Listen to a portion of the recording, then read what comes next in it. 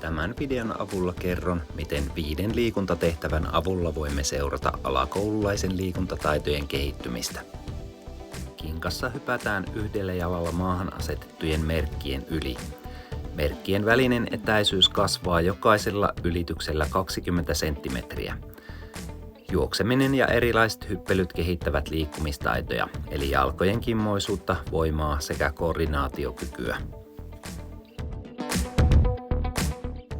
Pallonheitossa tavoitteena on ottaa pallo kiinni mahdollisimman kaukana seinästä, suoraan seinäpompusta. Pallon koko ja kimmoisuus voidaan valita heittäjän taitotason mukaan. Käsittelytaidot kehittyvät erilaisilla välineillä, erityisesti palloilla tehtävien harjoitteiden ja pelien avulla. Eteen taivutuksessa ylävartaloa taivutetaan ja käsiä kurotetaan eteenpäin mahdollisimman leveässä haaraistunnassa. Kehonhallinta sekä lihasten ja nivelten liikkuvuus kehittyvät erityisesti voimistelutyyppisen harjoittelun avulla. Koukkukäsin riipunnassa pyritään pitämään leuka tangon yläpuolella mahdollisimman pitkään.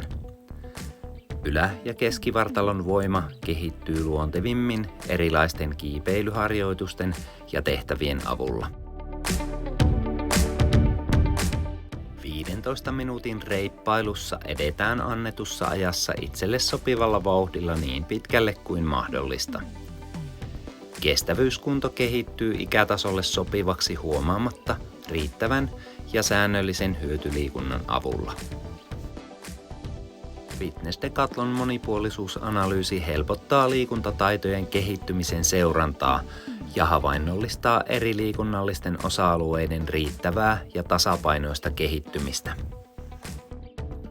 Analyysin avulla kukin voi iloita monipuolisen liikunnan tuomasta kehityksestä ja niistä osa-alueista, jotka ovat itselle vahvimpia.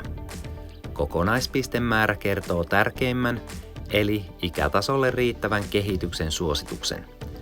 Yksittäisten osa-alueiden pisteistä havaitaan, mikäli jokin osa-alue kaipaa lisää harjoittelua.